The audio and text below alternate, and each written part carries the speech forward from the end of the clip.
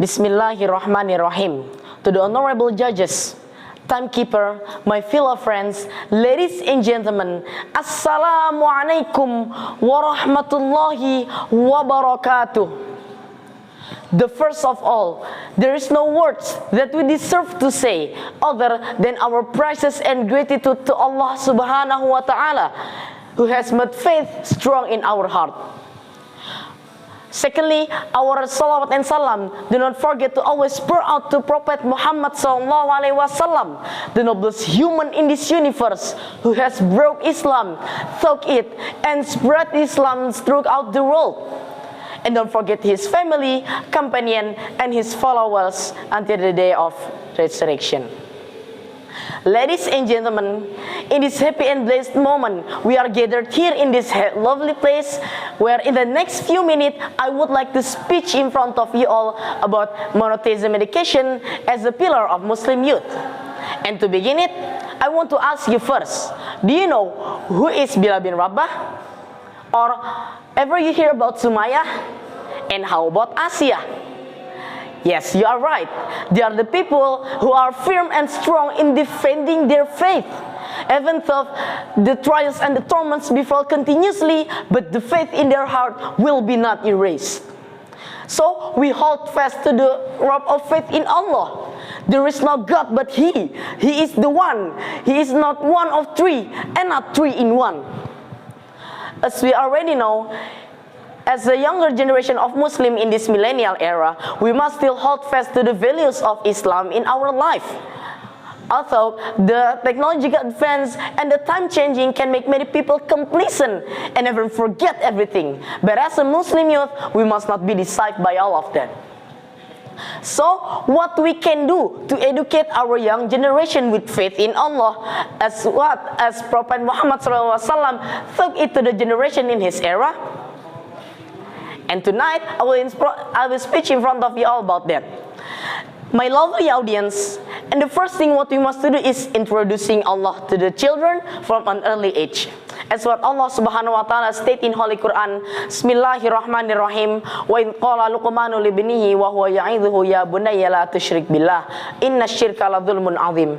And remember when Luqman said to his son, when he taught him a lesson, "Oh my son, do not associate partners with Allah. Indeed, associating partners with Allah is a great injustice." This ayat has taught us that the first thing what we must to teach to our children is faith in Allah. And with it, the children can have a strong belief in the future. Then we can create the best future in the future and be able to guide this world to the best future with Islam. Introducing Allah to the children is important. So the children can deepen his knowledge as a teenager and can make Allah the first love in the heart.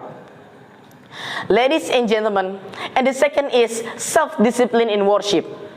We all know that prayer, fasting, and many other acts of worship that Prophet Muhammad SAW taught us about it are only to protect ourselves from useless acts and to keep our hearts stay on purity, so that we can always remember Allah and obey Allah's command and stay away from disobedience, because it can make our heart covered by sin and prevent us from worshiping. Then, being disciplined in worship shows that the faith in our heart is good and its quality is maintained. Because if our faith is tarnished by disobedience to Allah subhanahu wa ta'ala, it can prevent us from worshiping. Because there is a feeling of laziness that arises because the heart is dirty and full of sin. Likewise, maintaining the purity of the heart is important. Because only by maintaining the purity of the heart, we can carry out the worship smoothly without feeling laziness in the heart. Ladies and gentlemen, and the third is to stay away from disobedience. It's indeed difficult to stay away from disobedience, especially in this today modern era where the ugliness of the impact of the internet can access easily. As Prophet Muhammad SAW said, "Kullu bani Adam khata'un wa khairul khata'ina at-tawwabun." Every son of Adam must make mistakes, and the best of those who do wrong are those who repent. And we must know that no matter how black person's heart is, no matter how many sins once, he always can come back to purity as long as he wants to repent and the one's life still on the body, because Allah subhanahu wa ta'ala is most forgiving. Ladies and gentlemen, from all the points that exist, we can draw conclusions that introducing God to the children from an early age can instill the values of monotheism in the heart and can grow the strong belief in the future. Then, deepening his knowledge when he was a teenager can cause a feeling of always being watched with Allah subhanahu wa ta'ala, because Allah subhanahu wa ta'ala can see everything. Self-discipline in worship train us to prioritize the importance of worship and can create a fear to losing it, can also produce a commitment in living it. However, if we still like to commit sinful act and it's happened continuously, it means there is a problem with the faith in our heart, because the sins we commit are like a black stains on the pure heart. And the way to erase them is to worship a lot and continue to worship, because human will not escape sin. My lovely audience, by taking care of those things, we can create a bright generation in the future, because they have a technological advance and a strong faith in the heart. So we can combine it to be a superpower and change this world to the world where there is the rules of Islam, which is confirmed with Al-Quran and Sunnah, can be in effect.